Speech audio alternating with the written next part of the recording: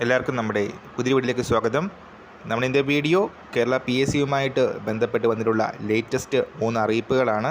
Video കിടക്കുന്നതിന് മുന്നേ നമ്മളുടെ ചാനൽ അതിട്ട് കാണുന്നവർ ചാനൽ സബ്സ്ക്രൈബ് ചെയ്തേക്കുക. അതുപോലെ തന്നെ ഈ വീഡിയോ ഇഷ്ടപ്പെട്ടിട്ടുണ്ടെങ്കിൽ വീഡിയോ ലൈക്ക് ചെയ്യുക.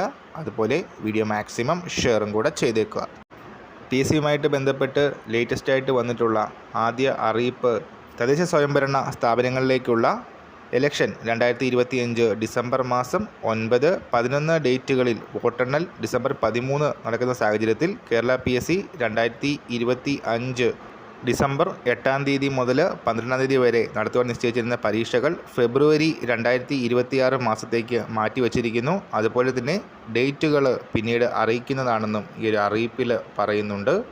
അതുപോലെ തന്നെ യൂണിവേഴ്സിറ്റി അസിസ്റ്റൻറ്റ് എഞ്ചിനീയർ ഇലക്ട്രിക്കൽ തസ്തികയുടെ തെരഞ്ഞെടുപ്പിലേക്ക് നവംബർ 12, 13, 14 തീയതികളിൽ നടത്താൻ നിശ്ചയിച്ചിരുന്ന ഇൻ്റർവ്യൂ നവംബർ 12 തീയതിയായി മാത്രമുള്ള കേരള PSC പട്ടത്തുള്ള ആസ്ഥാനത്ത് വെച്ച് നടത്തുന്നതാണ്.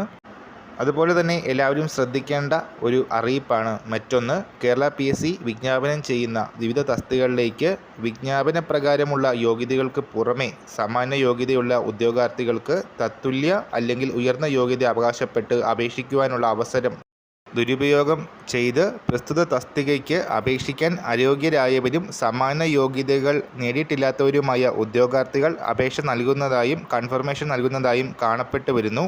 ഇപ്രകാരം നിശ്ചിത യോഗ്യതയോ അതുപോലെ തന്നെ സമാന യോഗ്യതയോ ഇല്ലാതെ തത്തുല്യ അല്ലെങ്കിൽ ഉയർന്ന യോഗ്യത അവകാശപ്പെട്ട് അപേക്ഷ സമർപ്പിക്കുന്ന ഉദ്യോഗാർത്ഥികൾ കർശന നടപടി കൈക്കൊള്ളുന്നതാണെന്നും ഈ ഒരു അറിയിപ്പിൽ പറയുന്നു.